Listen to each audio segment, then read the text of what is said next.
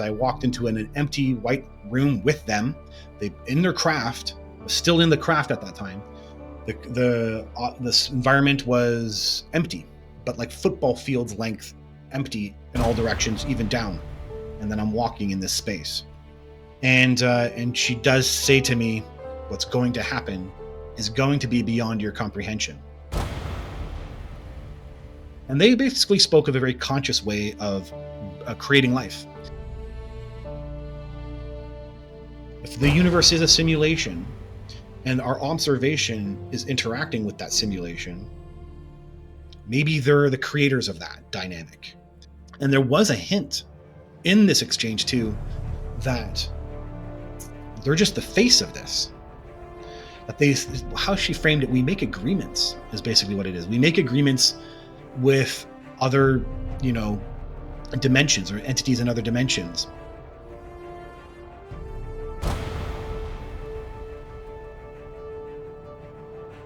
Tell me the scorched earth story, man. Like, let's put this out for people of what they showed you. And so in 1999, I learned about a planet event. And so I don't want to go into that too much here because that can disturb some people. And so we weren't taking them, but we were reading them and measuring them. So as if a preparation to save people, Noah's Ark style, before the planet event came and did damage.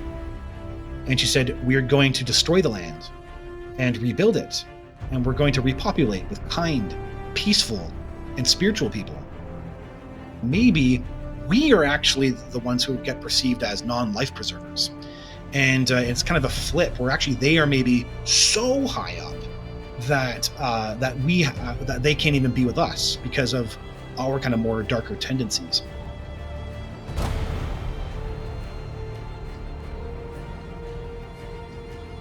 And it's poisoning the entire planet, and they're gonna have to come in and reset everything. And we're not gonna destroy the planet. We're gonna make it so untenable that we're gonna go extinct, and it will reset without us in a few 100,000 or a few million years, like we were never even here.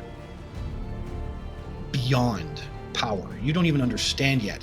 I've seen her materialize stuff with my own eyes, not in a contact event. Just materialize stuff, like materialize and dematerialize. So this is a manipulation of matter. It's like this is beyond power. And that's where the species I know call themselves the Grey Aliens are originating from. They're originating from an alternate Earth, from the future. And it's in another astral plane. And what it looks like is that astral plane is coming here.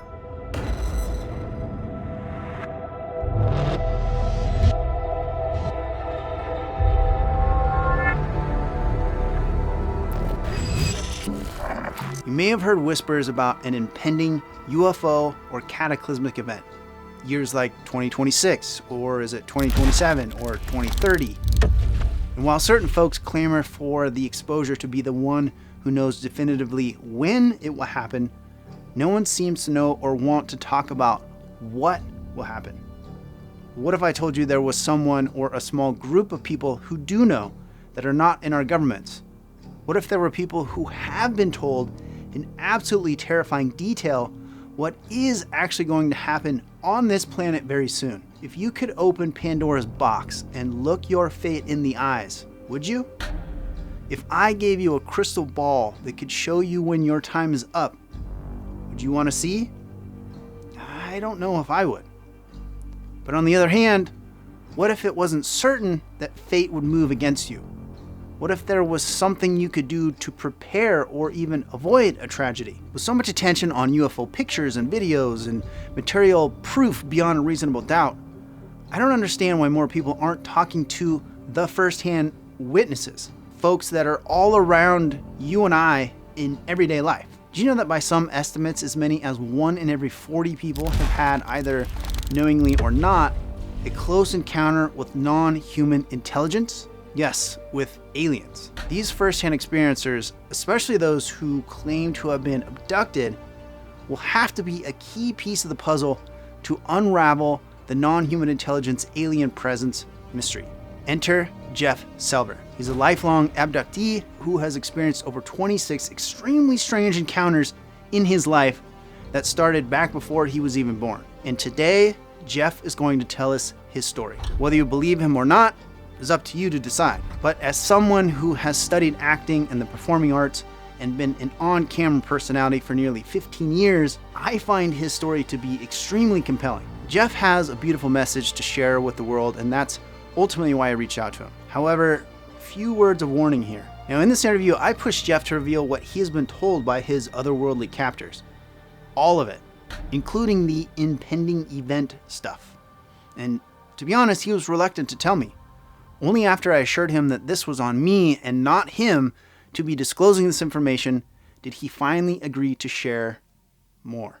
And this isn't intended to scare anyone, and ultimately Jeff truly does have an amazing message for the world. However, viewer discretion is highly advised here.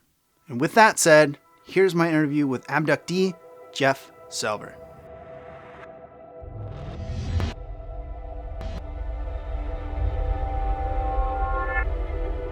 So thank you, Jeff, for coming on the show, and would love to hear about your experience. Yeah, Jason, thanks for having me. Appreciate it.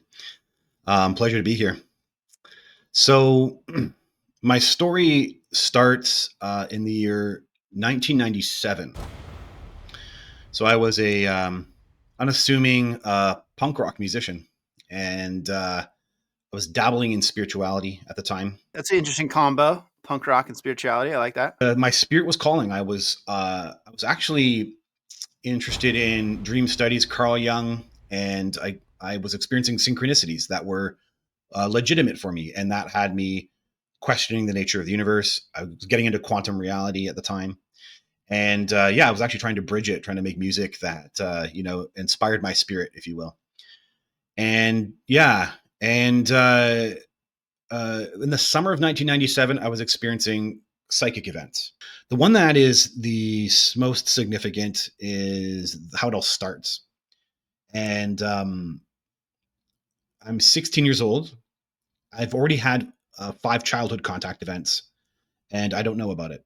And they happened when I was a young kid, and they almost like took a break. So the last one was when I was 6 years old, I believe, and 6 or 7. And then I'm 16 years old at this point. So they haven't been around in 5 years. And I find Whitley Strieber's book, Communion, and I am reading it. And it took me only to the present to understand how wild this was. I was excited. I read his book with excitement that I wanted to be abducted. And I remember closing the book. Careful what you wish for. I prayed to be abducted. I like full on remember as a 16-year-old, oh my God, this is so fascinating. I closed the book and prayed to be abducted. And then, it's like they answered. And of course, only presently do I realize people are terrified by that book. And as a 16-year-old here, I'm super excited for that book. So the kind of differences going on. And of course, the subconscious, right? I'd already had the childhood stuff, and I guess maybe I knew something was going on or in the background of my subconscious. I don't know. So I was excited. I prayed. And then I'm coming home one night, and I'm pretty certain it's a Friday. Could be a Saturday. Regardless, it's a weekend night, and it's late. And I'm cutting across a soccer field that I would rarely take home. It's a really interesting thing too, how isolated some of these things were. I would rarely do some of these events, and so they kind of sit in weird spots in my mind. And I'm going across this soccer field in the middle of the night. It's black, and this thing falls from the sky. And when it does, it terrifies me, and I run. I'm trying to run really quickly, and it freezes me. Now, what I've always said that it froze me mid-run, and I just assumed I was dealing with tech, maybe the craft. I don't even know. I'd had no knowledge for it. I'm now convinced I'm outside time, and that's why I'm mid-run. And I don't know. I just am trying to get away from this uncomfortable feeling. And what it really is first off, I didn't really enjoy the last contact event I had with them when I was 6 or 7 years old. I was kind of scared. So there's this leftover imprint of that fear. And then, so I don't know that. I'm running. It's all kind of buried. Everything that's going on or everything from the past is buried, but its vibration or its feeling is there now. And and then this thing is beside me, and it's basically telling me, you can't get out of that, so you better stop trying, because I'm actually trying to get out. And then it has me push harder, and I can't push, and it's saying it's okay, we're friendly, we're not going to harm you. And then it wants my permission to come up to the craft. Come with us to our ship, we'll bring you right back, is what it says. And at that point I gain courage to look at it. And when I do, I see the face of a crazy looking creature.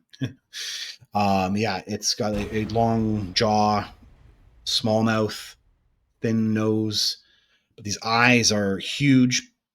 They're down angled, and they're highly reflective, and they look like they're emitting mysticism, depth, darkness, but yeah, mysticism. I can't even God, maybe, for my teenage mind couldn't comprehend God, so it's something so powerful and rich. And its eyes are kind of, that's what's contained in its eyes. And I'm gaining memories, or maybe they were the ones helping me remember, as if she's maybe pushing the memories, I don't know. But I'm remembering the childhood stuff now, and I'm remembering the craft, and I'm remembering that I'd been safe on craft and there wasn't a threat. And it's kind of like that what was happening. She was giving me a space to kind of recollect. And then she reminds me, come with us, but we'll bring you right back, come with us to our ship. And I agree, and I say, okay. I'm inside the craft. The entity tries to warm me up, and there is a vibration of friendly, friendly, friendly. And I'm unclear with what's going on with myself, so I'm in an altered state, and I was affected by coming up the craft, and I don't understand what's happening. And the entity is like, thank you for joining us, thank you for coming. It's basically like super unrealistically friendly. It's like bizarre, actually. You think these are crazy creatures, we're told they're crazy creatures that take you in the middle of the night, kind of thing. And this entity is very much wants to welcome me and make me okay with being there, and says, we're here to help you at this time. And that makes no sense to me. And then it wants me to see something, so we go to another room. I'm in this craft now, and we're going down a hallway into a room, and it shows me a timeline. A holographic image is all it is, but it says, this is your future outline of things to come, and we would like to work with you and help you. And at first I'm terrified, and I actually have had enough, and I don't understand what's going on, and I back out. And then she's actually saying, no, it's okay, it's okay. And she's trying to get me to look into her eyes. And when I do, there is the sense that they kind of encompass you telepathically or psychically, and that you can kind of maybe feel the persona behind the wild face, and it calms me down when I do. And then okay, fine, what's going on, what is this? And I'm trying to understand it. And then she says, yeah, this is your future outline, we'd like to work with you. You're going an event will happen, basically, and we want to help you to discover your soul, and that's the premise of it. And we're helping one of our own. And so she's providing imagery of memories that I'm now recalling. So they're in my head, that she's bringing to light, of memories of them showing me I have their DNA. Like, my mom was pregnant and was being interjected with a needle. And so the premise being that I have their DNA. So there's this biological side to this. And that was answering things about my life at the time as a 16-year-old.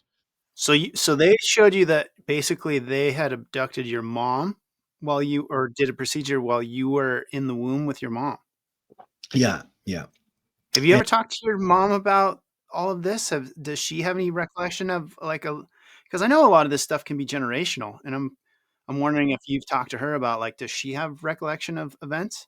No, she doesn't have any recollection of it. And she has I have to get a list of, like, okay, have you ever been in, any angel ever been in your life? Have you had a dream you always remembered? Have you, like, just kind of going through the list of all the more wild, it can manifest in very different ways for different people. And she's like, well, I did have an out of body experience when I was a teenager. I was like, oh, you never told me about that. And she also was highly psychic. And so, and that's another common theme we're finding too in the generational content is psychic parents. And my mom, we all knew about it growing up. My mom had a psychic ability that she couldn't control, and she didn't like it. So yeah, it was kind of a weird side part to the family life. And but she had no memory of anything like this. So, and she didn't know. She just, okay, maybe, I don't know. And they were pretty flippant and loose about it. And I did my research. Showing you that they were putting their DNA into your DNA. All they were showing was my mom with her womb and a giant needle, a giant, like, I don't even understand half this, a massive needle going into at the top of the womb. And they had shown me that when I was 5 years old. And so the premise being of the genetic link.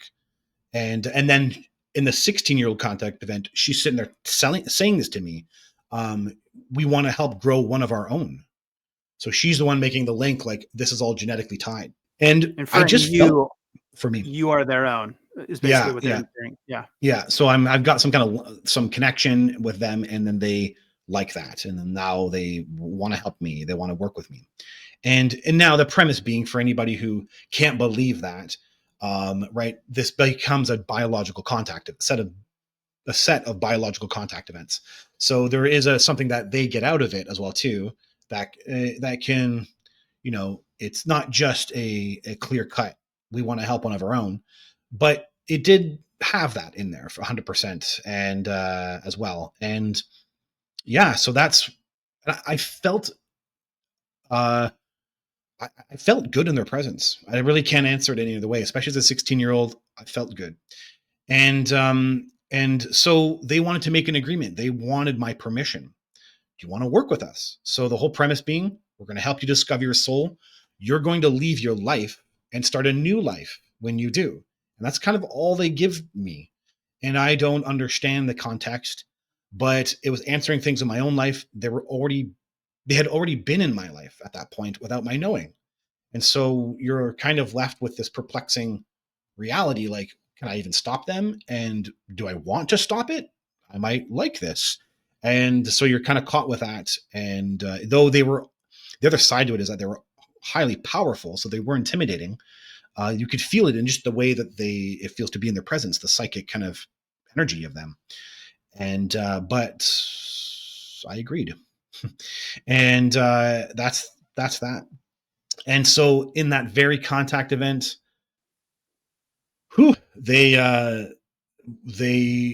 they helped me discover my soul in that contact event right there as a 16-year-old, and that initiates the entire series.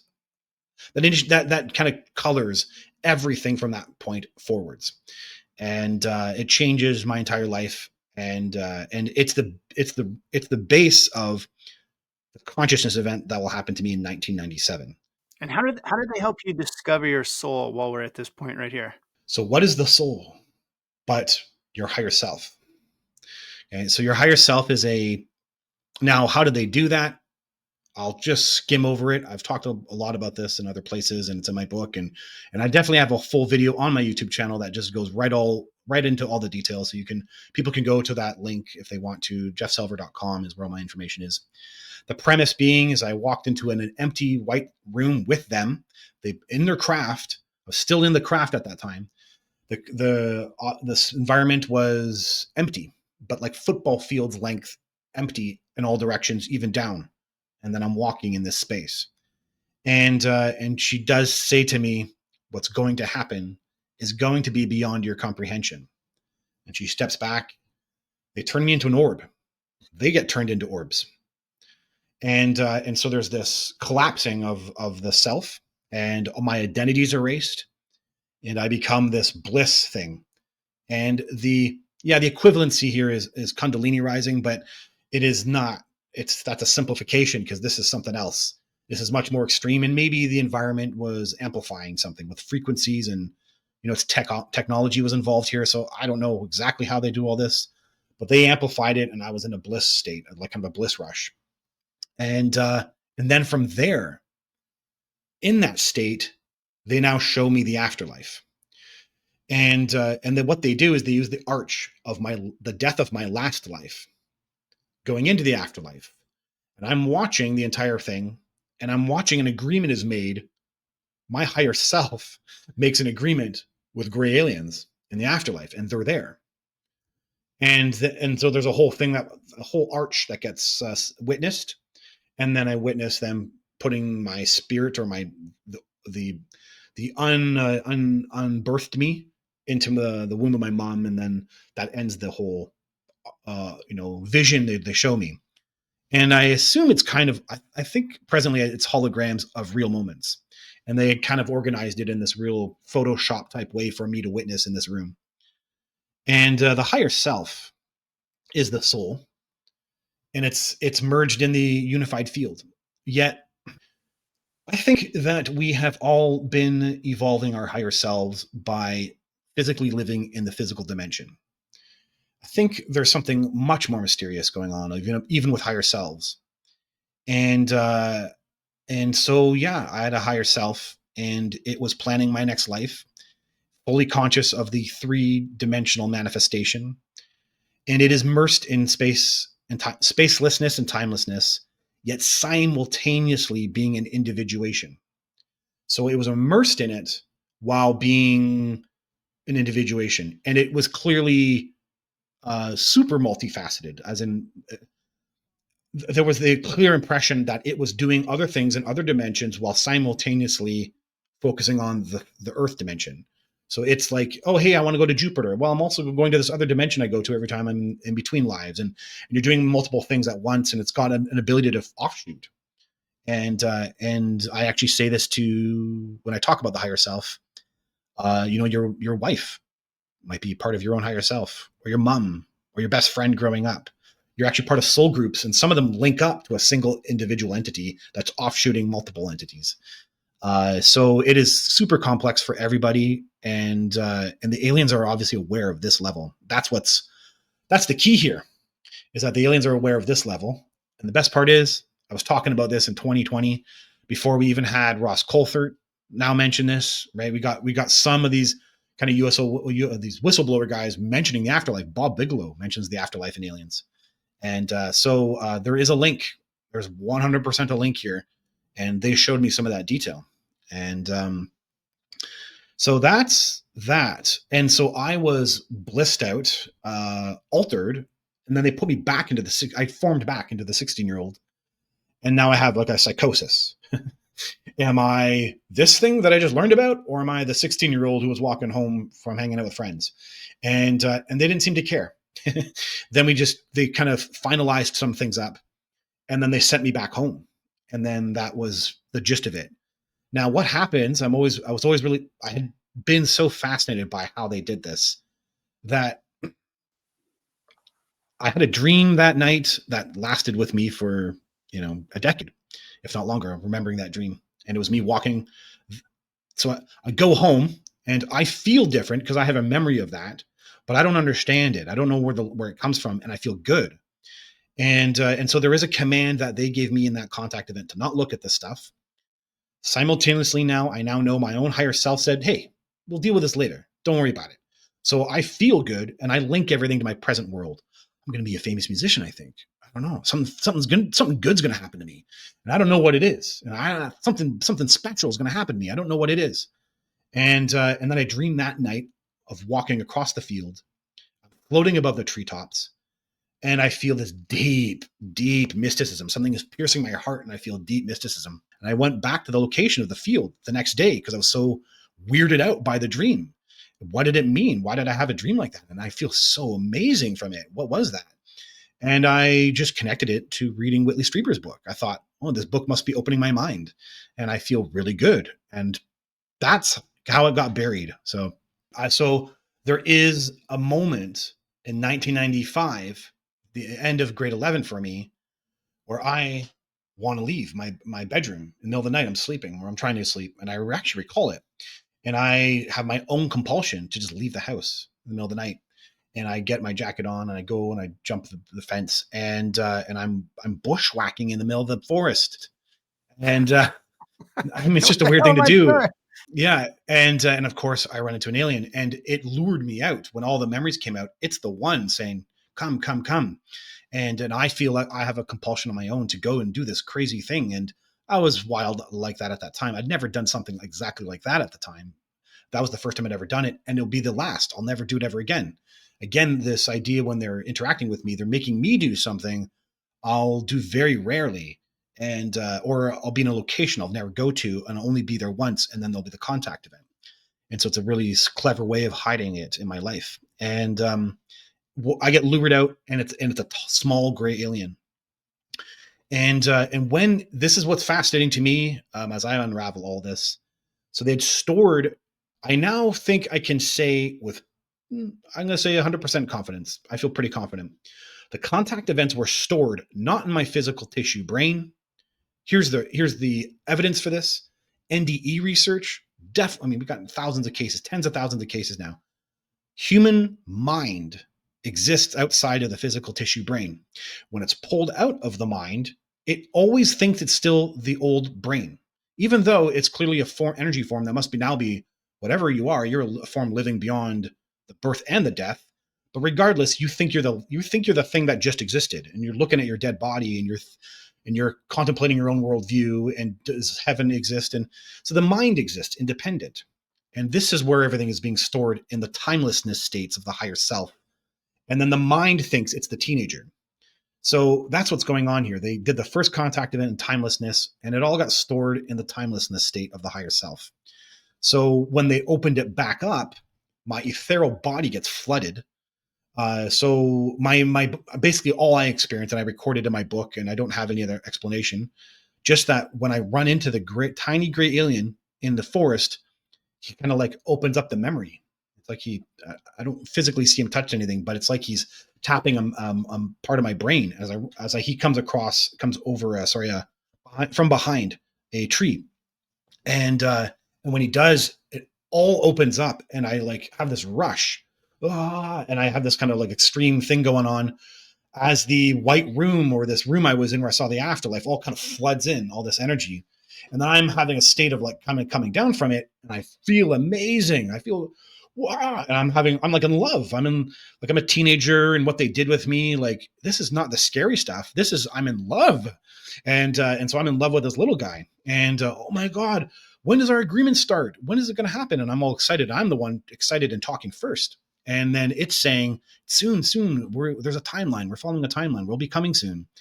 And what do I do? What do I do? He said, you keep your mind open to learn new things, is basically what they're framing. They're always amplifying, keeping, you have to learn spirituality, but they're not framing it that way. They're just saying, keep your heart and mind open. And that's to learn new things is basically how it always gets framed. And it was very brief. And then he didn't like me smoking. I smoked as a teenager at the time. So he mentions the smoking. Yeah, it's kind of strange that they mentioned the biology stuff. And that was it. Go sit on the park bench. So then I go out of the forest and I sit on a park bench, and that's where the memory's taken out. And this contact event doesn't happen outside time. It happens in time. So what they're doing is they're bouncing off the two.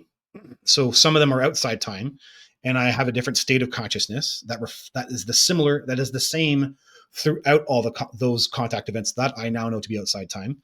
And then there's ones that are in time, and they're bouncing off the two, and they're doing it methodically as they kind of maybe manage this energy that is now in me, as they know how to do it. Like they're intelligent with this stuff. So that's it. That gets sealed up, and it doesn't. The screen memory is actually over top of that kind of God rush. So I don't know that I experienced anything in the forest. The screen memory covers up what actually occurred. And they don't come back again for a year and a half. So that's 3 years now from the first contact event. And it's 1996. Premise being, I'm driving home from being with my girlfriend, and I become the me that knows them. So they can remotely do this stuff. And so I'm driving, and I become aware of the previous contact events. Now, this contact event, I'm now certain is happening outside time. And it's because I'm actually driving beside the highway, and there's no cars in the memory. And there was a couple things me and my hypnotic regressionist explored, like, did I lock the doors? I'm like, no, I didn't lock the doors. And there's a whole bunch of kind of side stuff that really appears that the kind of, maybe I knew the world was in, intuitively knew the world was in some kind of stasis while they interacted with me, but I had no ways of kind of like internalizing that or framing it. And that's what's happening here. The world's kind of in a stasis, if you will, and I'm aware and active, and I'm excited that they're here. And not just that, if this is timelessness, which I'm convinced it is, you're closer to the quantum field or the unified field. So the telepathy and everything, all it becomes more touchy feely than you realize. As a we're hearing these stories and we hear them and frame them in our own frame of reference of reality and assume it's on our frame of reference. But I'm closer to the quantum field here, so I feel her. I feel the elder. I'm driving in the car and I know she's here. I can feel her presence. So there is this, and I'm just in this touchy feely environment now, and I also, not having any experience with it at that time. I'm now 19 years old. I just don't know what to do with this information. So I can feel her presence, but I'm not having any structured thoughts like, oh, I'm experiencing spirituality, or you're just living in it and you're kind of not knowing how to process it. And ahead of me are two tall gray aliens that come out and they tell me to stop the car. They open the door and they get me to come out and follow them. And I now believe this event to be staged because I can feel I'm bonded to them. I can feel my genetic connection to these tall gray aliens. And it's like through and through, I'm one of these guys. I can feel I'm bonded to them. And though they look exactly like gray aliens do, like the tall gray aliens, like kind of thin and not too bulbous head. Not the head isn't too bulbous, but definitely have black eyes and the kind of structure of the mouth and everything. But I feel like I'm linked to them. And then they take me to the forest, and we go into an object that I can't see, so I don't really know what I'm inside of. And now it's like as if something had beamed us up or taken us up. And now I'm in a craft or an object that has long hallways. So we get out from one room into another and we move down hallways, and then they leave me they basically tell me to go to this space here. There's a room here. And in the room are all these baby versions of them, all kind of in tubes lined up. It's kind of gross for the human mind and human eye. They kind of look like dead animals in formaldehyde, like your science teacher would have, right? It looks like that. Right. And they're alive. They're babies growing, basically. I wouldn't know that. She'll tell me the details. I can't tell that they're alive or anything. I just see them. They're all floating in this kind of liquid. And they do have black eyes. It's really weird too. And the whole details there. I'm not really clear about all that, but it is pretty strange, the whole setup, and it's got me weirded out. And so I don't pay attention to that, and I'm waiting for the elder, the main gray alien, to come in. And so the last time I saw her was when I was 16 years old, and I had the white room experience with her. So I'm more bonded to her in this hyper spiritual way. I can't even, I'm young.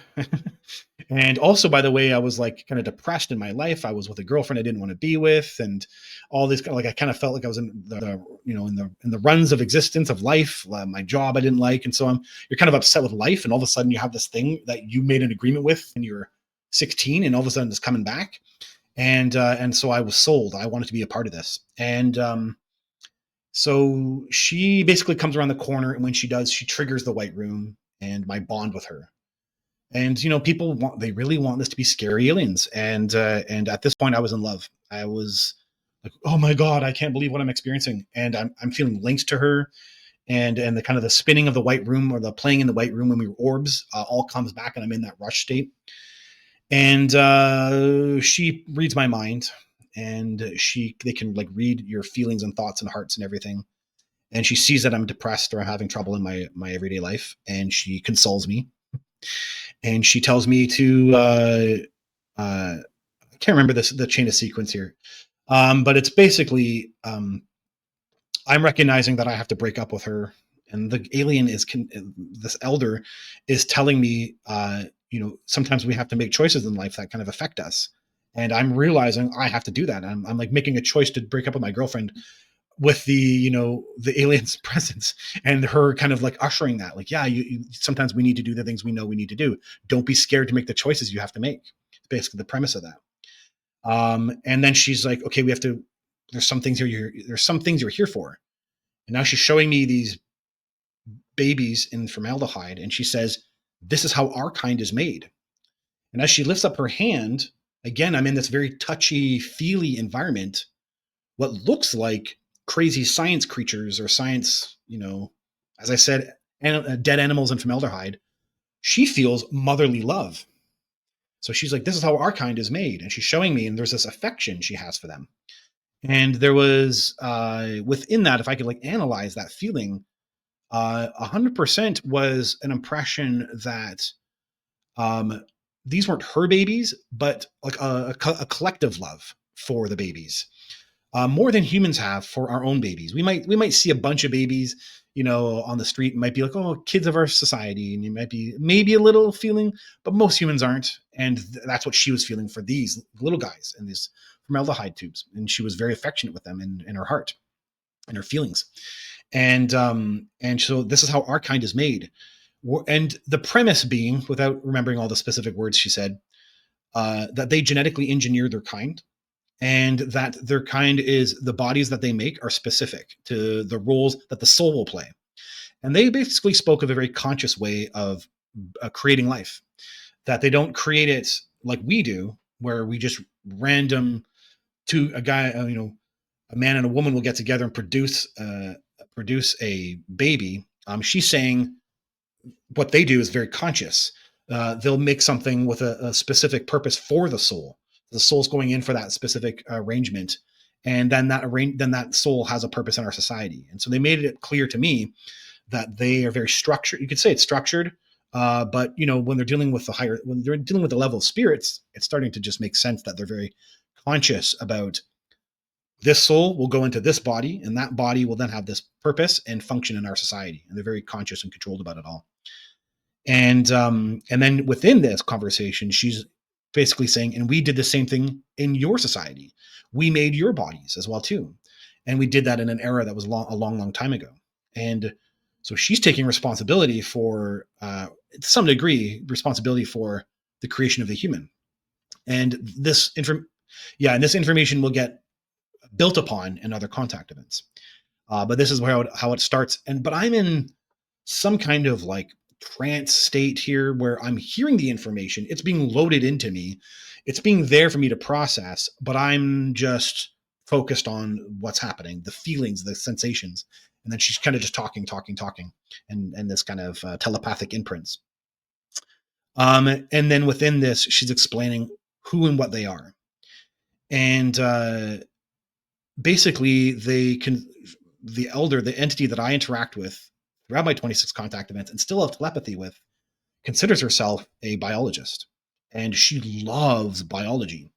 And they make bodies for spirits to go into.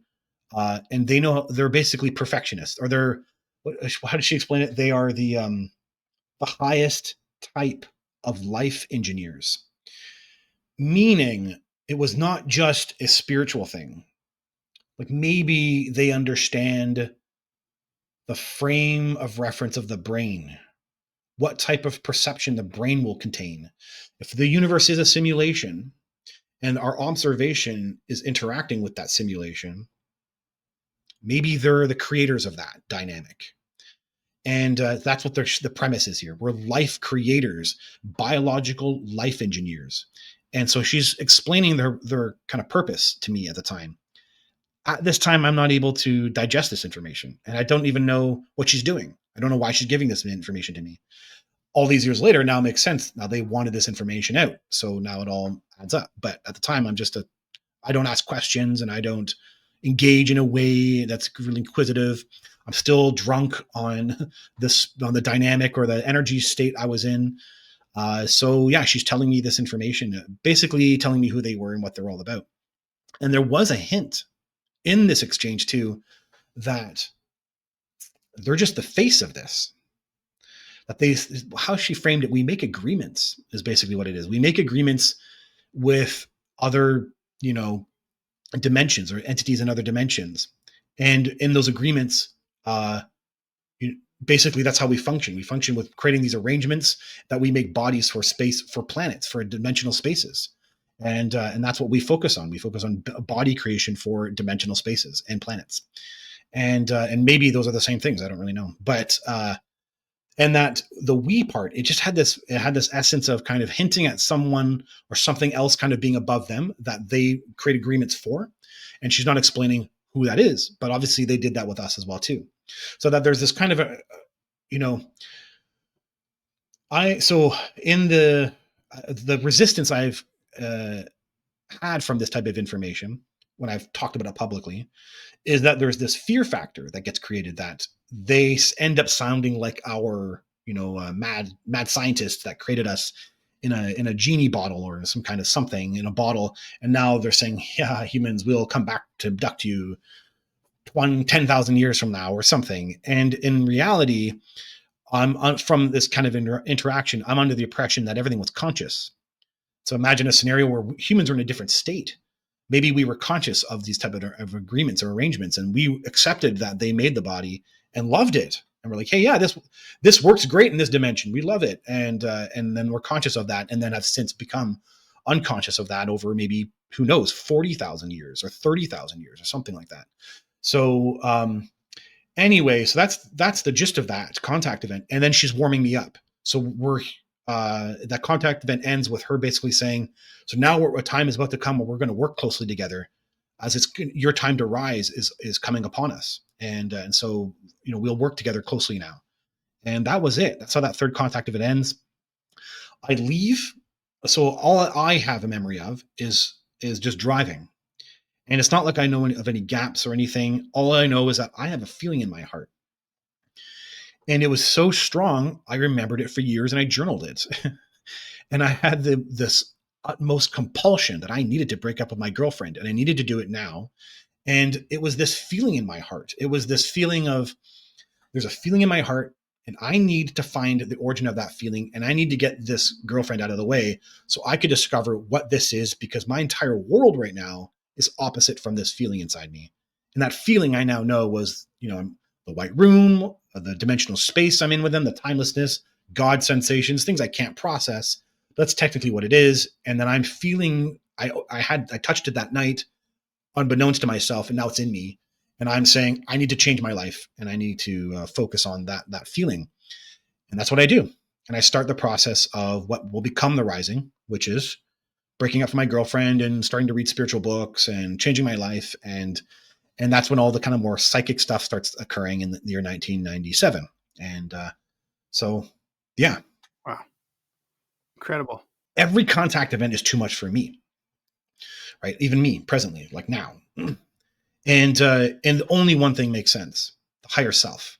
My higher self offered itself or something. It's like it offered the me to this, and it's really hard to convey, because when you don't know how overwhelming and extreme it was for me, you just hear something that's overwhelming and extreme for yourself or for anybody listening, and then they assume, well, that guy's got to be crazy. And yeah, I don't have any other way of holding it. I actually can't contain how extreme all of this stuff was, except for I try to meditate on some of these things to kind of internalize them and make them closer to me, because in reality they were doing it and I was never able to process it. And that's the most extreme part of it all, is that I can't process it. And I think that helped them, that they just get this guy through this and I'm not able to think or understand what's happening to me. And all these years later, it sounds unbelievable, but the reality is it's just actually overwhelming. And something like this turns out could happen. So yeah. So I understand your dazed, your dazed and confused look. Well, and this ties really closely into all the stuff that you're talking about with like near death experiences. Like so many near death experience stories are that same thread where their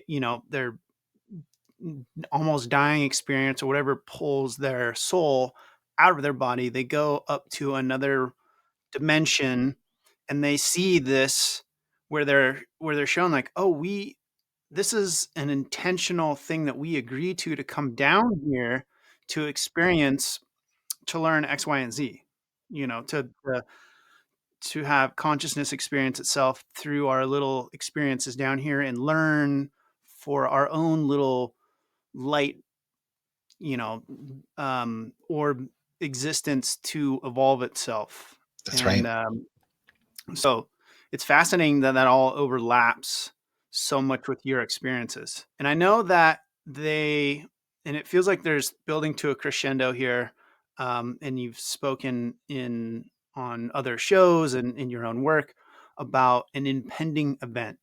So I'm wondering if you can kind of get into what that event is, that they have been preparing you for, and as best you can, what does that mean for all of this broader world? Okay, so the beginning of them telling me some of their, the general picture about what's going on here, and I'm compelled to actually say this. Who was that? Oh, I had it linked here in case I forgot his name. The guy that just came out, the last whistleblower, the deathbed confession. Who Oh, that was Harold his son, Jesse Michaels, Malgrim. Jesse Malk is Harold Malmgren, yeah. So yeah, I watched parts of it and then read it. I was looking at all the highlights. And but what book did he say that the insiders were reading who knew about all this UFO information? The three body problem. And so my stuff matches this three body problem. So what did they tell me? The consciousness event happened in the year 1997. December is how I kind of label it. December 6th, specifically. I wrote it in my journal, what was going on with me, all the changes. And it really crescendoed and peaked in December 6th, 1997. I traveled. I finally left to travel after having this wild experience and rejecting it. February 25th, for February 21st, sorry, 1998. I had the 8th contact event, 9th contact event, 8th in April, 9th, kind of that April, June-ish, 8th and 9th together. And then I'm prepped ahead of time in the ninth contact event. I'll be leaving, the elder tells me, but you'll be interacting with the twins and you can ask them anything you want. So they're giving me an opportunity. Now, at this point, they're taking my biology. So there's a weird feeling going on here of them taking, but simultaneously ask anything. You can ask anything you want to ask us. So there's this kind of exchange. It's a really clear sensation of exchange. And so What do you mean, like taking your biology? where do you think that probably goes? Oh, like in a reproductive sense? Yeah, and so they had machines and stuff for this type of things. And they actually let me be in control of it. So it was kind of even more disturbing. But the reality being is that they were trying not to be imposing. And I think they had an understanding of the dynamic of the relationship. So they weren't trying to be all forceful. But simultaneously, they were saying, hey, we want this. And go to this machine over here. And they're kind of explaining it. And so I'm in control of it. So it's kind of weird. And but we can explore that To be in expected. Yeah, to be expected. Yeah. Yeah. July of 1998. I'm actually still traveling. I got the car and I decided to go across Canada. And I take the car across and I'm now in Saskatchewan. And I actually decided I'm still isolating myself, removing myself from society. So I've gone to northern Saskatchewan. So I'm really high up and I'm driving on these dirt logging roads. And out of nowhere, I become the me that knows them.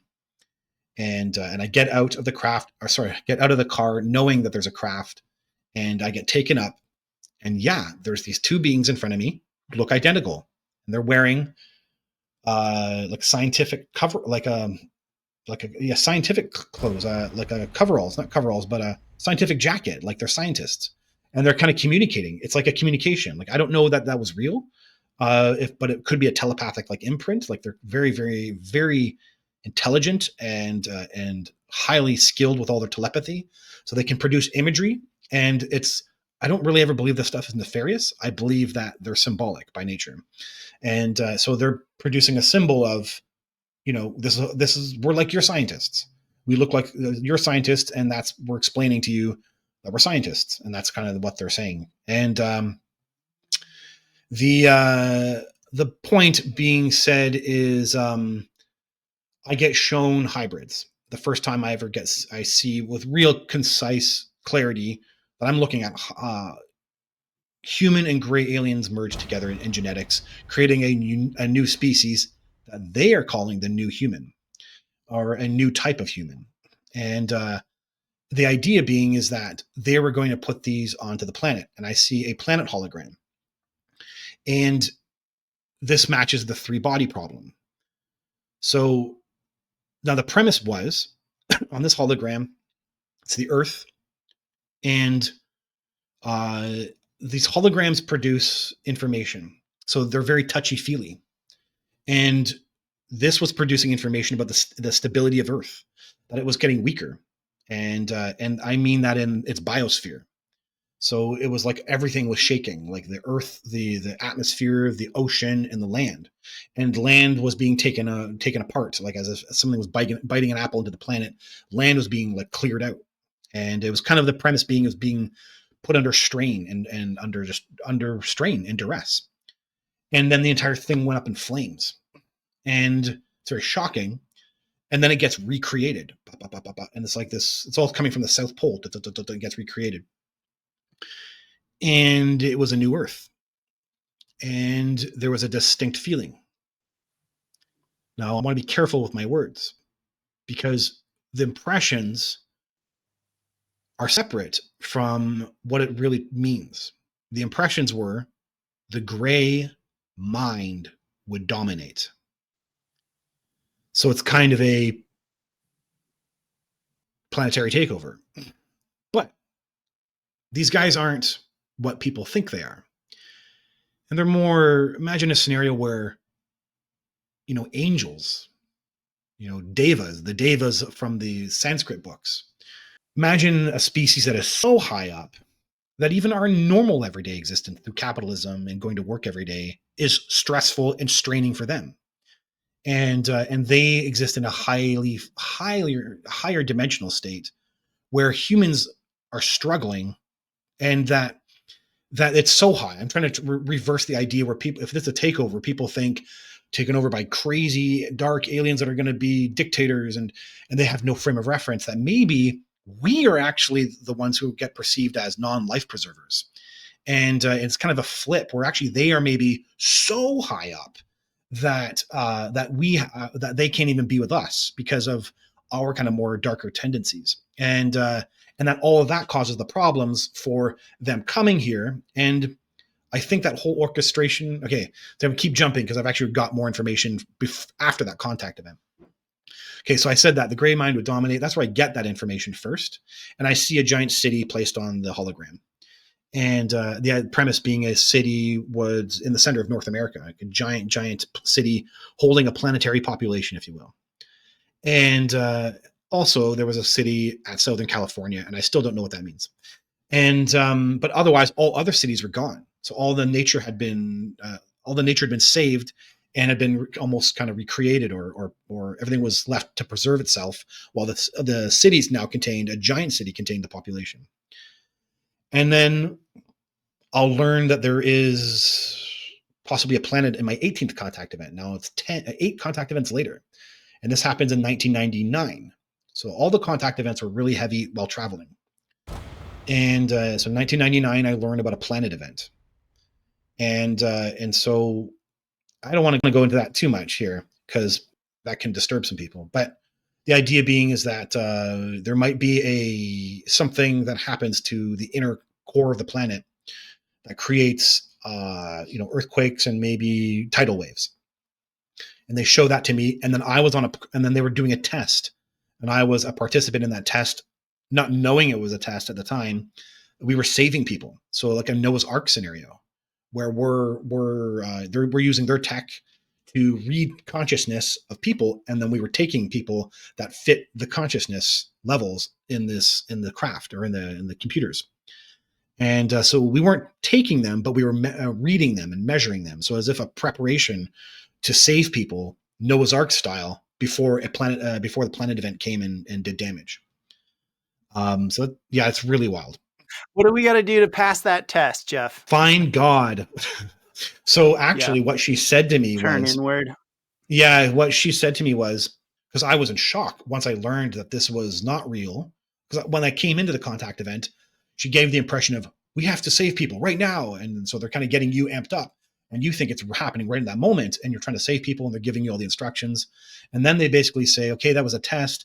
We were testing your own capacity to handle the hard truth that your world is under siege from within and hard decisions will have to be made. What do you think that means, right? So now that we're learning that there was this government inside that really does exist, right? This is what they said to me. Your world is under siege from within and hard decisions will have to be made. And so we were part of hearing that, and then all the humans who were there were other humans besides myself. We were disturbed by that, and but then as I'm disturbed, I go back with the elder, and I'm like, so you're going to like, what do you're going to do this? And she said, we're going to destroy the land and rebuild it, and we're going to repopulate with kind, peaceful, and spiritual people like you. So at the time, I was this traveling kid, and I was this kind of hippie-ish kid, if you will. So kind, spiritual, peaceful, right?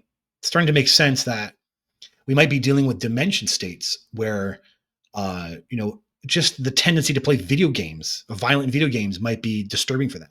And I don't mean morally disturbing. I mean vibrationally disturbing.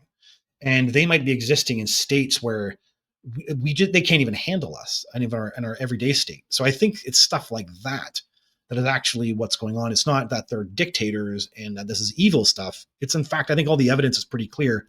It's the opposite. They're higher than you expect them to be, and they're very off-put by simple human behaviors that keep us doing what we're doing. So, Well, I mean, if you look at the Earth as a living biosphere, we're obviously a toxic parasite that is just poisoning our environment.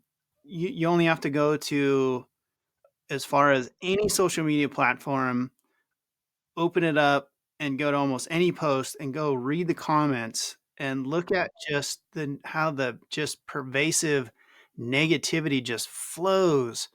It's like the first reaction is for us to just be these like negative, angry creatures that are just terrible towards each other. So it makes total sense that this whole thing is a giant evolutionary experiment to help our individual sparks of light or souls or whatever you want to call it to kind of level up a bit.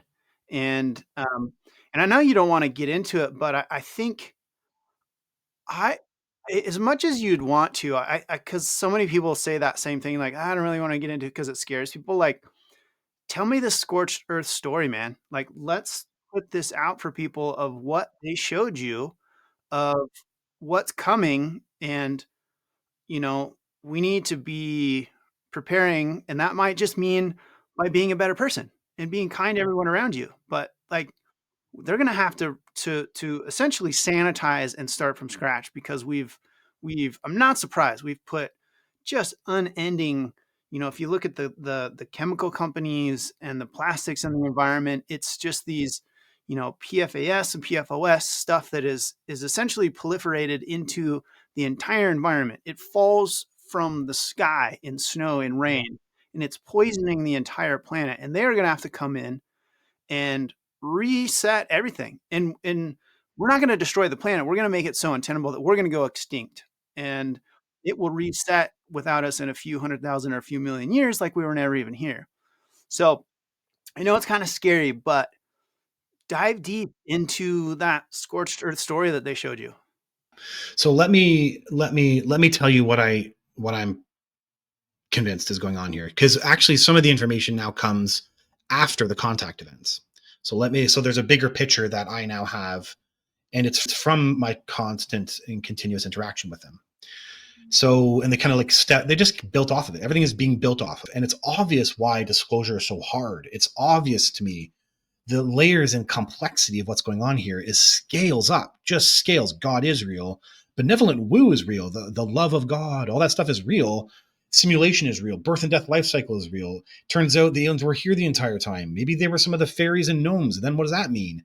And then maybe we were just a stage for the afterlife. And maybe the mantis was the one in control. Maybe a god AI is involved. And it just gets more and more and more confusing. And take one of those, and a human can sit there and be like, I don't want to hear anymore, right? Like just one of those things is too much for any human. And never mind, times that by 20, and that's what the phenomenon or the disclosure appears to be, is this scales up thing going on. And so I continue to gain information. On the 24th contact event, the elder explains to me that some kind of like electromagnetic field change is going to occur on the planet, and it's some type of pole adjustment, and that actually creates the tidal waves.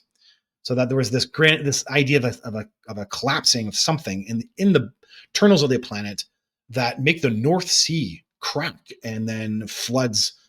Just, we're talking like 1,000 kilometers inland type stuff. So very, very, very devastating. But okay, that's all they gave me. And then they talked about the city coming, and they were saying the hybrids are tied to this. So basically, a planet event will occur, and then after that, we'll put down the hybrids.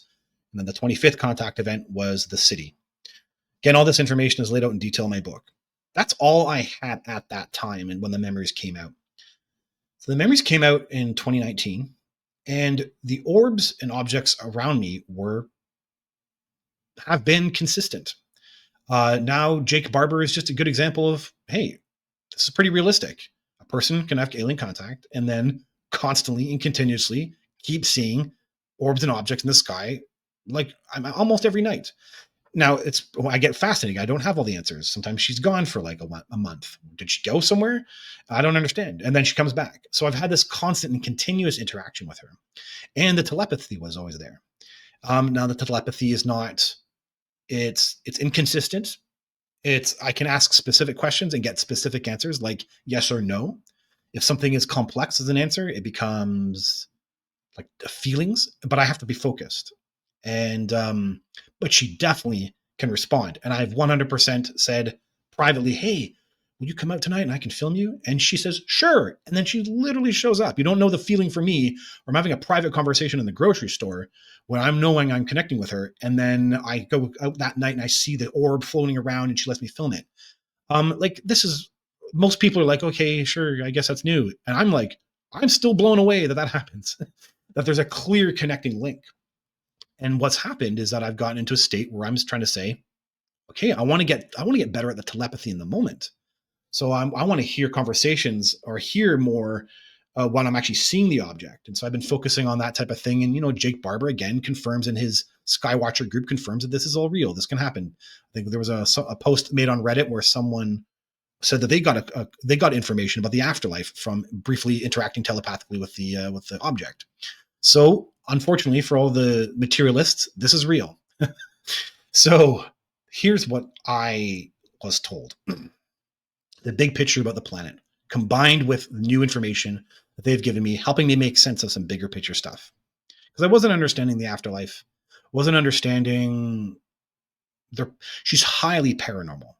The contact events all seem like space alien content. And then as a orb, she's paranormal beyond power. You don't even understand yet. I've seen her materialize stuff with my own eyes, not in a contact event. Just materialize stuff, like materialize and dematerialize. So this is a manipulation of matter. It's like, this is beyond power. What looks like is going to happen is, okay, it's actually hard to frame. The planet seems to be paired up with another planet. Maybe like planet entanglement. Like, quantum entanglement, planet entanglement. And we might be sharing multiple planets. I don't understand it. But these things we call astral fields. So maybe they're linked to galaxies.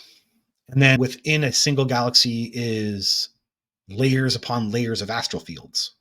And maybe they're more like frequencies, but they're distinct feelings.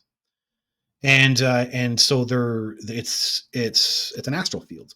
And meaning if you leave your body here in this astral field, you float around to the moon and you're still in our astral field. So it's one dimensional space, even though within it, it's a thinner realm called the ghost realm, maybe the afterlife realm, all happening within our astral field. And apparently just sitting on top of us is a whole other one. And then maybe another sitting on top of that and another sitting on top of that. And it seems like to make sense of that theory, gravity has to be playing a role in the paranormal realms. And that's the case. We do know that gravity plays a role in the paranormal realms because a ghost will haunt a single location. Even though the ethereal field of the universe exists, the solar system has left the actual spot in the universe where that death may have occurred for a ghost, and yet it retains itself in a geographical location and a center of gravity. So maybe that's what's going on here, where there's an astral field on top of us that's linked to our own planet, and it's linked to another astral field. Now, as wacky as this gets, that astral field, that other planet that we're linked to, is in the future. So the astral field, I guess, is in the future, and it's in an alternate timeline. So a type of Earth that's not our Earth. So it doesn't even look like Earth at that point. It's so foreign to us, it might as well be an alien planet. And that's where the species I know that call themselves the Gray Aliens are originating from. They're originating from an alternate Earth, from the future. And it's in another astral plane. And what it looks like is that astral plane is coming here. And the God AI, the mantis species, might be participating in the functioning of that transition. And these guys maybe have been the fairies of old, the elves of old. I think what I imagine is going on is that, like humans on our own planet, we have varieties of cultures and people with their own agendas and their own desires and their own things going on. And maybe from that realm spawning are a whole bunch of things that are occurring that have been interacting with us for thousands and thousands and thousands of years. And we are independent. Okay, so that's the big picture about them coming here. Independently, though, I'm convinced we are the planet is a stage for the birth and death life cycle. So that's a kind of an obvious one for me. And all the benevolent woo is real. So God is real, the love of God. And we're supposed to spend all these lives figuring that part out. We're trying to get to that part for our own development. And then we're now at the point where there's a threshold of the planet's, the potential for us to become a dead species or a fallen society. And I think the twist is the 3 body is that their society is dead, or something has happened on that. Because when I saw that planet and they showed it to me, something had happened to it. Something is wrong. And I don't know the history, and the elder and telepathy doesn't tell me too much because it's obviously complex. She did basically say, we just have a long history. So something has happened in this dimension that they need to come over here. So it kind of looks like they could turn it benevolent, like, oh, we're here to save and to make sure your planet is nice. But then there's this other twist of like, oh, well, actually they're coming here because something has happened that's gone wrong there.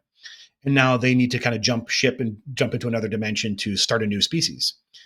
And the mantis is all part of this. And so they're changing a dimensional field. And I think the dimensional field is linked to the galaxy. And the connecting piece I have here is Linda Moulton Howe and my other experiencer friend, Susie Hansen, who also has, like me, tons and tons of memory of conscious memory of her contacts. And she was told something, Linda Moulton Howe was told something, and I was told something, and it all seems to add up to something. That the galaxy itself, is the center of these fields or something, and that they're changing that field. And when they do, it's going to be ultra violent on the planet. And that would snap a planet event that causes that shift of that field. And then that creates the great waves. And mass destruction. And I don't really like talking, but every time I've mentioned it, and in the comments, people are like, oh, so we're all just going to die? I'm like, what if? Like, don't say that to me, man. Go to your MP. We can stick our heads in the sand all we want, but the fact is like, if there's knowledge of another big shakeup happening, like I'd rather be quasi aware of it than just And I think this is the tricky part. The tricky part with disclosure and all of this. You might be okay with it. I might be okay with it. Maybe your friends will be okay with it. But there are like equally billions, if not, that are not. Yeah. And it's like that. And I think it's just the mayhem that will all of a sudden that would spark up. There's no more control. You can't even forget control. It's like, we don't even know what humans would do. And we don't know how they would handle that information. And I actually agree. I actually agree with how it's been handled a little bit. I think the premise actually though is, I think there was a 1950 something meeting, and the elder just said this to me, and all her stuff that she has said has so far been right. We told them the plan a long time ago. So they've known to some degree, and all the hints, like, that you mentioned that we talked about John Keel just a brief earlier. I only say that document because either he was wildly randomly guessing what the phenomenon would turn into, or he was told, right? Because it's highly accurate. This 1967 John Keel document that outlines experiencers. People would be interacting with the phenomenon in a personal manner. A genetic alteration was going on, and planet events would be part of it all. And he kind of outlined some of the species in the way that we understand them now. So the premise is that they always knew this information then, and so maybe that they were tasked with making that transition smoother, and they've been saying no at times and saying yes at times and no at times and yes at times. And I think that's the state we're in right now. But I'm convinced that this planet event occurs. I don't understand the whole details of it. A field change, and then their dimension is now here, and they've got hybrids to put on the planet that they've been, taking DNA from contactees for decades, and then that's the big plan. And then on top of it, the problems that now arise are a dimensional field with which humans are not used to. So I talked to you about the timelessness state where everything is very touchy-feely and you can feel each other. Imagine all of a sudden that's what we open up to, that they alter everything so drastically that the invisible entities can maybe even be perceived. The spirits can be perceived, while simultaneously those who never spent their lives studying spirituality or any of it are behind. And those who seemed like they were just, hippies in the woods meditating now can drive their crafts. So it's flips like that I'm expecting, where the dimensional fields will be so altered and that consciousness will be linked to that. And I actually always come back to God, because not in some kind of religious term, because the unified field is where your power is in any dimension you go to, and your source and your consciousness. And if it's Jesus, you'll find Jesus in this other dimension. If it's Krishna will be there in your heart in this dimension. And then that's your power. And for those who even study mediumships or study interactions with paranormal entities, right? Because that's the bottom line. People experience these entities now to be highly paranormal. It's because that's the dimensional state that they're in. And so you gain your power in paranormal circumstances by finding your source. And it's stuff like that if you don't have that power, I don't know. I've just been warned that some humans will have to be shielded from the dimensional states that will be in the environment. Just from their pure inability to handle that reality? Yeah, exactly. And is it just reality or like a frequency, maybe an electromagnetic field change? So it's a different frequency. Yeah, but it turns into a mental perceptual reality.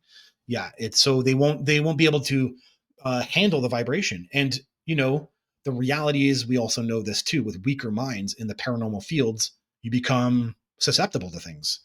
Never mind, you might manifest things.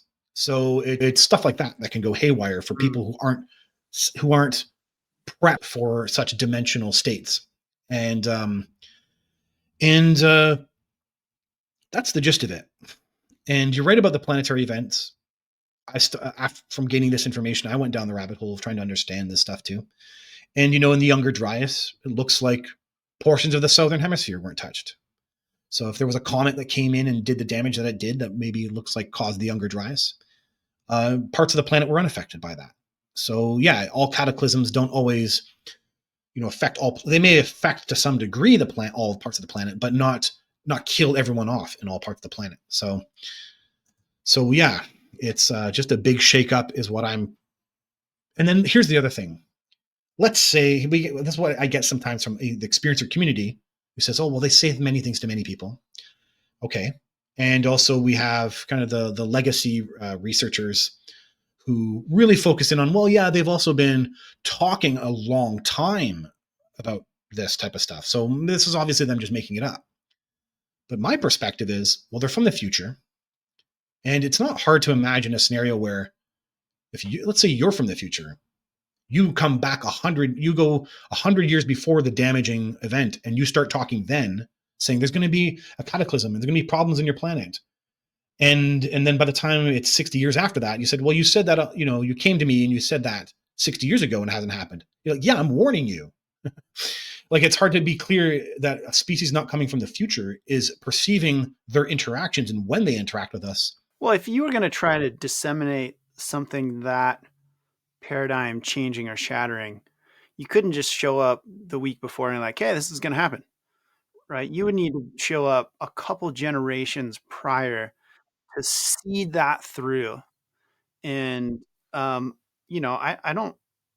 I don't find it odd that it's the same coincidence of this broad sort of, consciousness evolution and people just being all of a sudden extremely interested in all this stuff.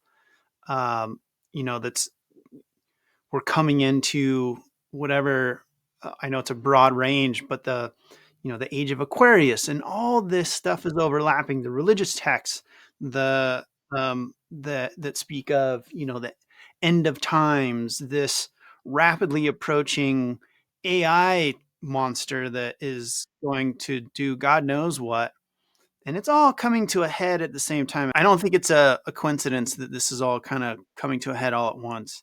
And and speaking of the sort of more geographical upheaval, I always find it really interesting that a lot of the crafts are often witnessed are around geologically active areas.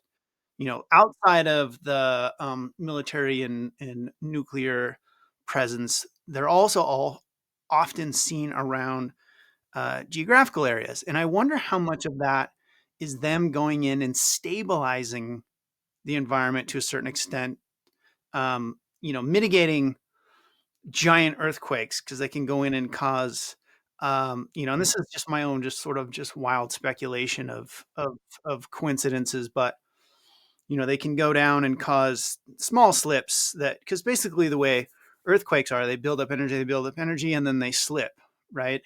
And if you can preemptively release that energy before, it doesn't build up as much. And so it doesn't cause this cataclysmic stuff. And so if they needed to let that build up to cause, or, to basically clean house, and maybe they're setting it up to be a clean house at a specific moment. Yeah, I just, it's not surprising that because there has been, just within the geological record, you can see there's just these huge cataclysmic resets every so often. It's not an if, it's just a when the next one happens. So if this is all tied to consciousness, which are, human consciousness itself is obviously not within the brain, it's attached to something else. And if we, is exciting and terrifying within our lifetimes, are going to go through something, it makes sense that all this is coming to a head very, very, very soon. Yeah. That's the most wild part of it all, is it all makes sense. So it's yeah, it fits to a picture. And yeah, and why would I have this information? Why would I wake up to it when I did, at the cusp of this? And then they're still flying around to this day. And so it's like they really, really, really want me to tell people about this information. I had so I've been on and off about talking about I call them the Great Waves. That's how they got framed to me, the Great Waves. And I put out a YouTube video and didn't like the response I got. So I pulled the video down. Never read the comments. Yeah, I know. Well, I got emails actually. It was even further. It was getting more personal right in my space. But I had a person comment in the next video that I put out, and they said, "Hey, where'd that video go with the Great Waves?" They said, "Because I was in my bed, and me and my wife woke up, and there was an entity in our bedroom, and we thought it looked like a tall gray alien." And she said, out of compulsion, she picked up her phone, and in the phone was a video about the Great Waves. And she said, and we couldn't help but feel like the entity wanted us to see the video. And now, where did it go?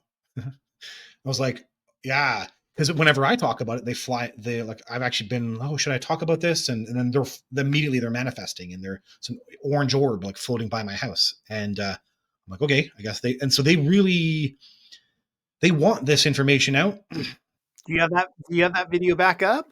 I have it. It's what do they call it? Unlisted. It's unlisted on my YouTube channel. So it's actually in my playlist, but it's not in the. It's not on the front page.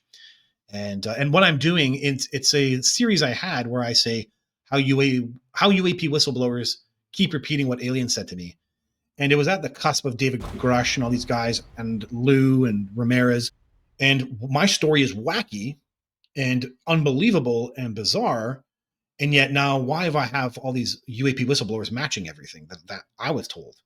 Funny enough, that can't remember. I keep forgetting his name, but yeah, Harold Malmgren is. I would add him into the one of my videos now because that three body problem is just another version of, you know, in that set I had in that video set I have a video titled "They Plan to Merge with Us," and we got Jacques Vallée saying this information during the SLO conference as he was told by a presidential advisor that that's their plan is to the metaphor was a frog kissing the frog and having it turn into a princess and then marrying the princess, and that's what the alien information is kind of alike. Do we want to get married? So is the premise, and that is the three body problem. It's the same all matching up to this idea that they want to be here interacting with us and in our world. And so a part of that series I had was the Great Waves.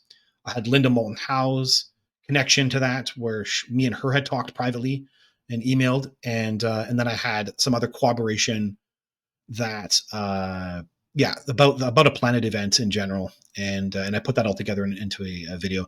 So it's not available on my front page, but in the playlist, how UAP whistleblowers keep repeating what aliens said to me. You can find the Great Waves video there. I don't want to be responsible for terrifying people, but I also feel the other side where I have to get information out. So some people want to know that information, and I want to give it to them if they want to know it. But when you kind of just put things freely up when they're up on my channel, then I'm responsible for the fear or the terror that it gets created. So yeah, I'm okay with you linking that. Have to do a few extra steps to make sure they really want to know that. That's what it is. That's what disclosure is. You have to want this.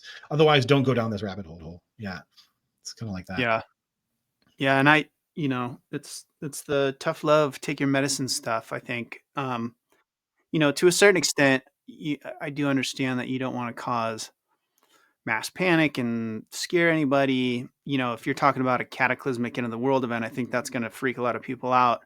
However, some of the excuses that have long been proliferated that, we just can't handle the truth, I think is absurd. But if closely behind that, the reality of something that just is literally like the end of the world, then it makes a little more sense of that being guarded, and maybe that just excuses have always just been that, just excuses to try to avoid talking about this big thing that's coming at us. Now, the real terrifying reason that they didn't want to tell people was because they were trying to protect themselves, saying, okay, well, a bunch of people are going to die, so we won't.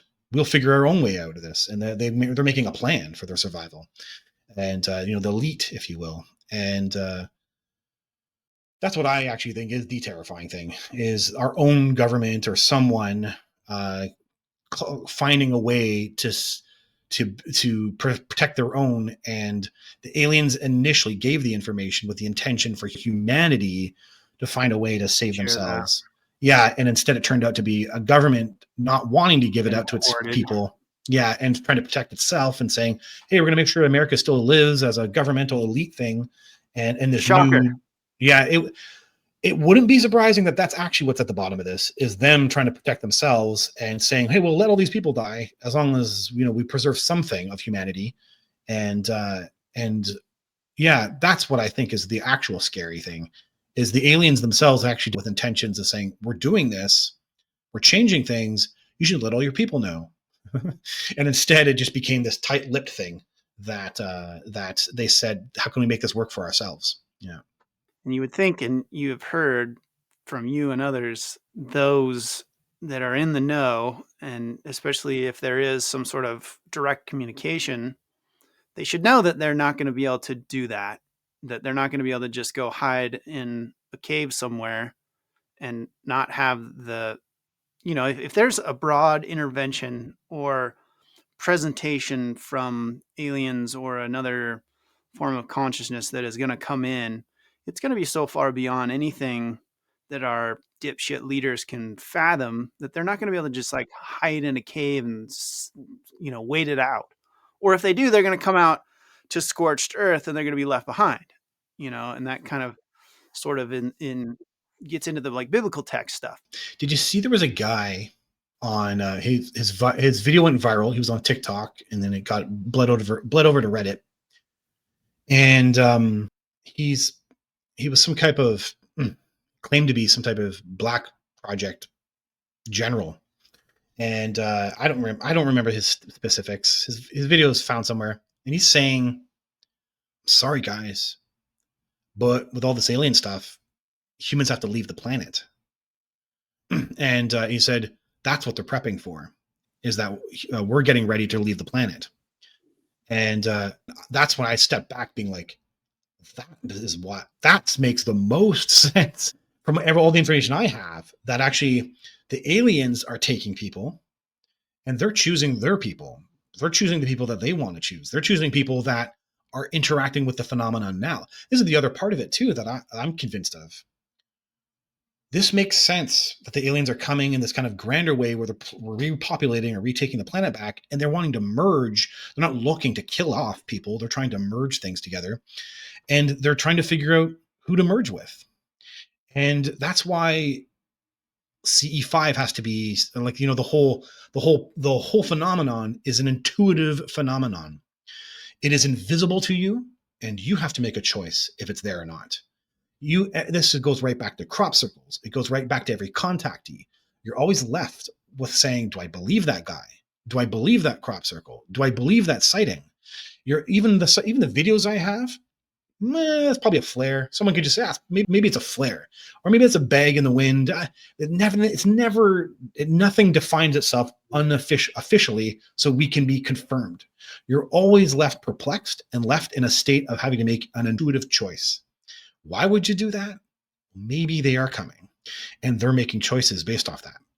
So they're not giving everything, which they clearly could. They don't even do it to me. They don't even do it to Whitley Strieber. They don't even do it to all the other contactees. We're used to how they communicate, and I know how my elder communicates, so I can rely on that. But yeah, I'm relying on my intuition. I have to know when she's in the environment, and that's what she presses me. She wants me to be in a state where I can be sensitive to how the feelings and things I can know within, and all the outside stuff. I made a joke calling my eyes ape eyes. Stop looking with your ape eyes. So yeah, like that's hilarious. I've never heard that. Yeah, this is just direct from her, and it's all making sense that there is a new dimensional state that's coming, that they are, in part facilitating, and they want to bring people in, but they want the right people. And how do you do that? You make a choice. You make it confusing that people have to make an intuitive choice, and then even further, if you make that choice, you might be able to engage with the phenomenon, and that's what there appears to be lots of experiencers who have lots of personal engagement with it. And that's where that seems to come from, is this choice people make, and then they listen to themselves. And everything goes down to that. Even like crop circles are so baffling, because they're clearly, now we have like pretty good evidence that aliens are here. And some of those crop circles were very complex and beyond human recognition complex. And but there was still a crop circle. Wasn't it blazed inside of a building? Why wasn't it done in a way with which you could be left with no doubt? But they're doing that with everything. Everything's left in a space of having to make a choice about it. And so I'm of the mind that they're doing two things. There might be a whole group that they're taking, and then they're saying to a whole group, you have the information, but we're not there to protect you. And there's a whole government that's like doing its own thing, and a whole group of people that plan to do their own. And then they're letting the rest of the population, do what they're doing, or do what will happen. Yeah, be on their own. Yeah. What do you think about? Because I know I released I guess I'm not surprised it didn't perform really well, because I don't know, maybe it's something nefarious with the algorithm bearing it on purpose. which I have a really interesting video I'm going to release where I show in real time how stuff is being censored on like YouTube and Google, and I actually backed one of the YouTube AI bots into a corner and got it to admit that it censors that stuff. But anyway, I wonder because some people, when I released that video, say that they, it was about CE5 and then it had an accompanying meditation that was a separate upload. And one of my actually worst performing videos, but there's people that have gone on and they have watched it and just doing research on my own about this more broadly. Some people try to connect, but they're not experiencing anything. And so is there a sense that those types of people are going to be left behind? Because that's going to be, I can feel that would be well, it's like I've tried to and it's not responding to me. Does that mean that I'm going to be left behind? Where I think I believe, but I want to know for sure, and I'm trying to have faith, but I'm trying to connect, but I'm not being shown anything definitive. Does that mean I'm going to be left behind? Yeah, I wouldn't. Yeah, well, see, this is the scary stuff, right? Because I don't want to be putting those thoughts in people's heads. I am speculating about that larger picture because it only makes sense to me that they're picking and choosing, that they're looking at how people respond to the intuitive side of this. So, do I don't want to feed into that, but when it comes Fair to enough. what people need to do, I just find God. Because regardless of your involvement with entities, the entities are God lovers. Look at Chris Bledsoe, right? Like look at me. Like I'm a God guy. I love focusing on I focus on meditation, and all my stuff is separate from my alien contact. I'm not a alien contacty God guy. I don't sit there and dream up about the experiencing God on craft. I focus on my modern, like my worldly perspective of how I get my connection to source. And that's what I think they love. I think they actually are into that. And again, I come back to, that's how I think you get your power in their dimension. And so I can't speak to that connection. Also, they're just in control of it. That's the bottom line. They interact with who they want to interact with. And yeah, some people they go all the way down the rabbit hole with. Sometimes they don't. Some of it's genetic related. I keep finding most contactees have an Irish, they have an Irish background. And they could be multiple types of, hereditary genes, and Irish is in them, and that's all it takes. And then that person has a link to the phenomenon. And so I don't know if that's the big thing. I just don't know. It's complex, and they're in charge, and they also do things with purpose. So sometimes, like, yeah, that's it. Yeah, they just do things with purpose, Yeah. and that's all. Yeah.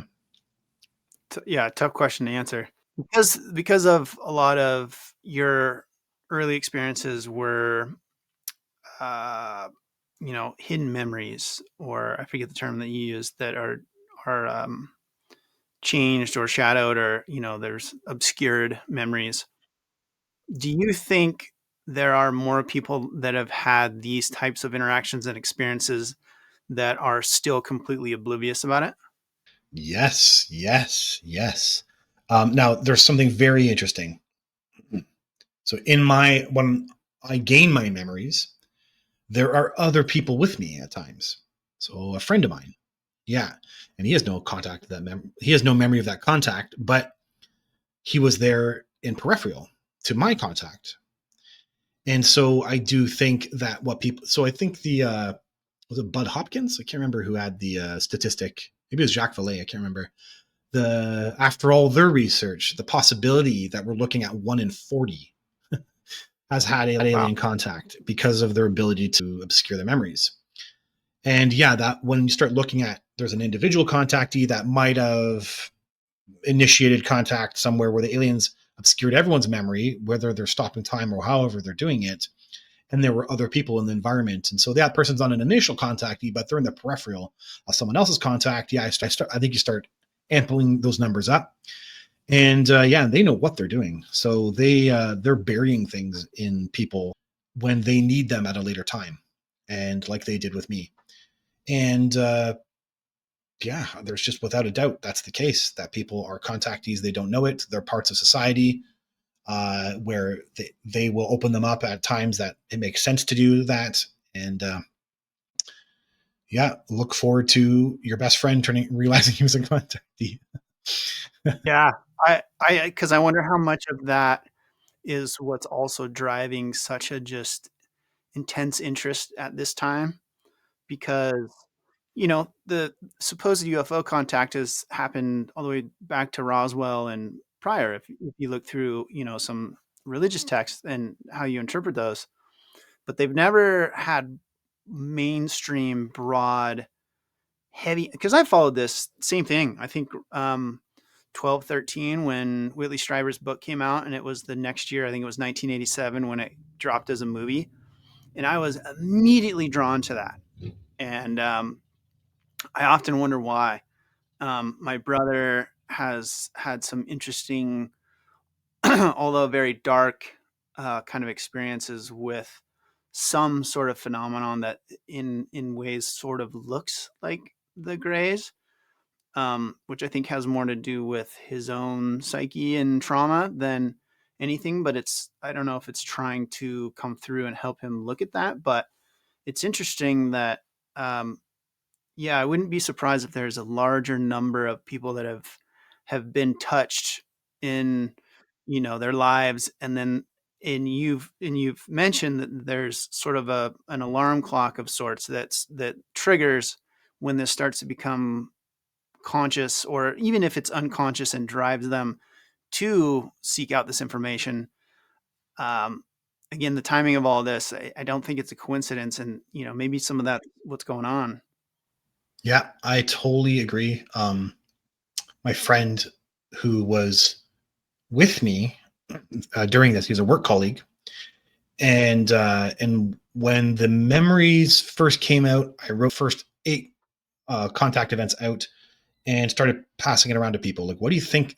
This is what happened to me, and what do you think about this? And they're just close confidants. And someone said, "Hey, you need to talk to this guy," and then that guy became my buddy. So his name is Darren, and he eventually relayed to me that when he was 18, he had a dream where the gray aliens were, his mom and dad were unconscious, standing up unconscious. And he's got this dream, and the gray aliens are telling him, "We like you. Your signature, or your electromagnetic signature has a unique form to it.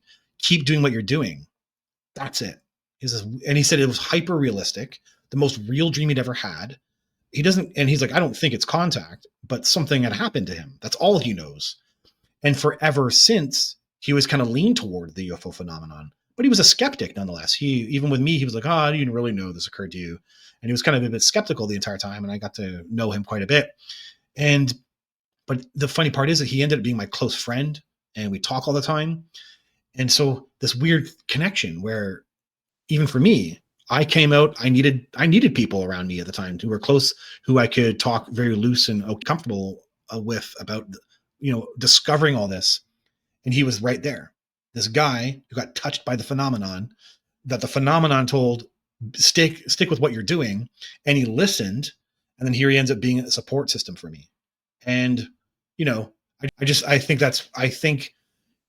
I'm not saying that they planned, 20 years ago prior to align that, but you never know what they're thinking. And like, "Hey, look at that. We touched him, and we're going to make sure that connection meets, because, Jeff could use this with support." And so it's a really weird synchronicity. And I agree. I think that there's just these type of connections. There's the way the phenomenon can connect is so multifaceted, so subtle too. It can just be a voice, it could be a dream, it could be a sighting, it could be an apparition, a spirit, out of body experience. So it goes on and on and on and on and on, all the ways it's able to interact with people, that it does not, I do not doubt for a second that tons and tons of people in our environment have actually already interacted with the phenomenon. And even as you're speaking, this is what I'm finding, is that all the podcasters were already experiencers at some point, or themselves Once they start speaking publicly, they interact with the phenomenon. And that, Mm, again, gives me chills. yeah, it models Jean Keel's document from 1967. It's the one piece that is, it's one of the many of that document that shows this was never a phenomenon that would ever land on the White House lawn and say, Nanu, Nanu, take me to your leader. It actually was a phenomenon that would engage with people on the ground first, and that those people would, individuals would form groups. That's how it's described. There'd be leaders in the society.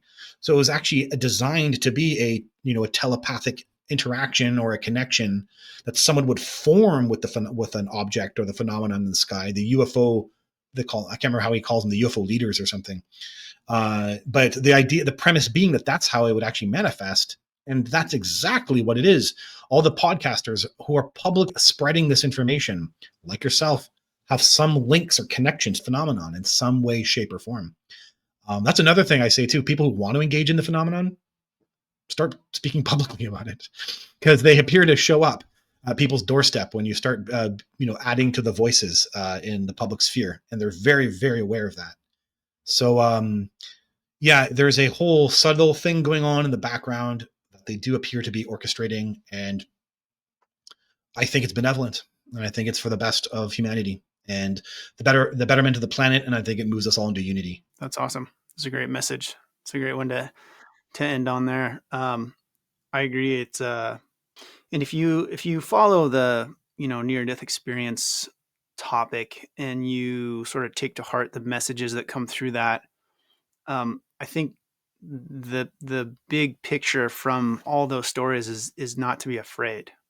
That this lifetime is just a snap of a finger in our broader eternal existence as beings of light.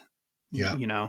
And that whether or not we have some speed bumps ahead of us in the coming years, whether you're chosen and beamed up somewhere to watch from up high and not have to experience it, or if you're down on the ground and you do, it's all going to be okay either way. And that, I really think that, I feel bad for people. And same thing, I'm not a religious guy at all, but I definitely think that finding your spiritual roots gives that comfort that no matter what happens, this is all just a short ride of experience, and good, bad, or otherwise. It's when we step through to that next level or that next phase or that next dimension that we go to after we leave here, we'll realize that it was all an incredible experience. And I was one that I always had sort of born to, ironically, two very religious parents, but through some, just the way life went, we were never as kids funneled into religion. Like, I didn't actually um, get technically baptized. I did that myself when I was 45, like just a few years ago. Um, and even then, I'm not religious. It was more of a tip of the hat to acknowledge that I don't know. I think that a lot of religious texts have been kind of manipulated and rewritten by man, and there's nefarious control mechanisms within them. And so I'm not one that is anyone that is pushing to, if you're called to it, then sweet, go that route. But I think that just it was for me, it was just like a tip of the hat to acknowledge that there is some spiritual thing that has interacted and that has to have some sort of bearing in some of those stories that those various sects of religion are all based upon. And I think they've been a little bit distorted for reasons that I just said. But those, when I was kind of coming through my evolution of exploring all that stuff, there was a show. The first time I heard an NDE story, it was I think it was the Discovery Channel. I don't remember, but it was called Beyond and Back. And it was the first time that I heard, and at the time I was actually studying acting and very like immersed in that whole world. I was living in Southern California, this close to trying to move to LA and go pro and all that kind of stuff. And so I was well immersed in performance at the time of what performance looked like, and was just and at the time had was also working in the service industry. And anybody who works in the service industry that works with people that closely on a consistent basis, I think anybody that's been in the service industry for 10 years should be an honorary psychologist, just from the number of times. And you get a really, your tool of being able to read people gets extremely sharp. And so with that combined with just some of my other studying at the time of performance and acting, and I saw these stories, and I knew intrinsically, had no doubt whatsoever that this wasn't an act that was being portrayed. And if they were the greatest actors that have never been discovered. And there were all of them, they're the best actors in history, and they're not actors. So it was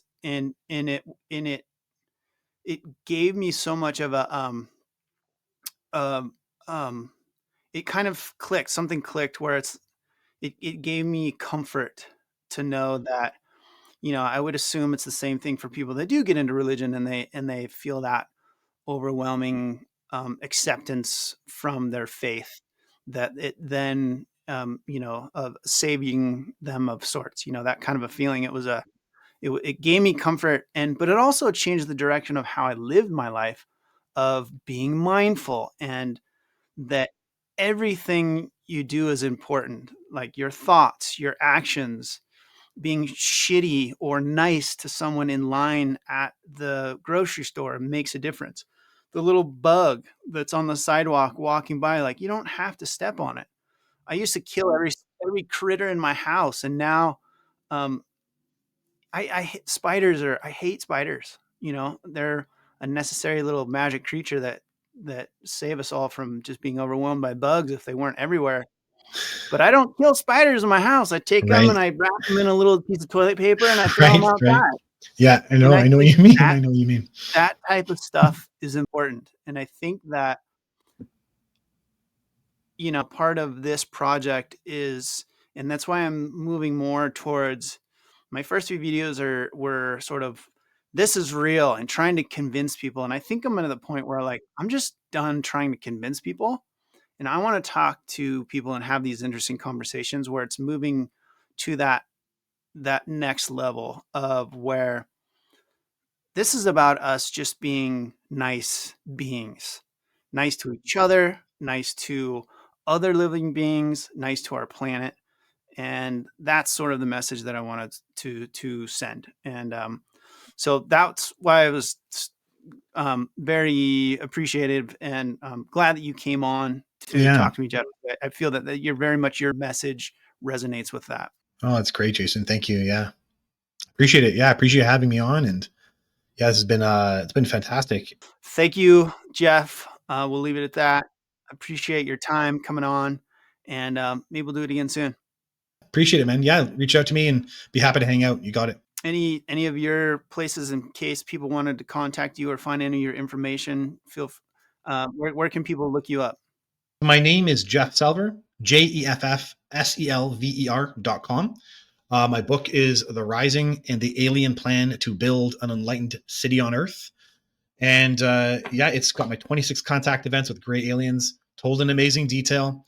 And when you go to the website, at the bottom are links to my YouTube channel. I've got a Facebook page, so you can find everything directly from the website. Awesome. And I'll put some links to all that information in the description of this video as well. And thank you again, Jeff. Appreciate the time, and appreciate your willingness to step into public with your stories. I know it's, something that can be brutal from people that are just closed-minded, or the just disinformation machine that is intentionally trying to bury and discredit stories like yours. So more power to you, brother. Keep it up. And yeah, thank you for coming on, and hopefully we'll see you again soon. You got it, Jason. Thanks so much. All right. Cheers, buddy. Take care.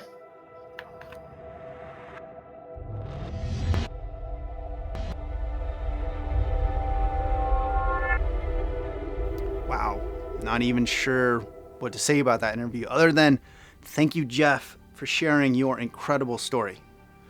If any of the information in this episode upset you, I do apologize. Again, I don't want to scare anyone. I'm just trying to share the information that I would want to hear if someone was willing to share it with me. And you can say what you want about Jeff and his story. Believe him, don't believe him. I don't really care. But what you or I can't do is prove definitively that he's wrong or lying. And according to the polygraph test results that are right on the homepage of his website, he's telling the truth. So then, what if? What if he's right about all this, or even some of it?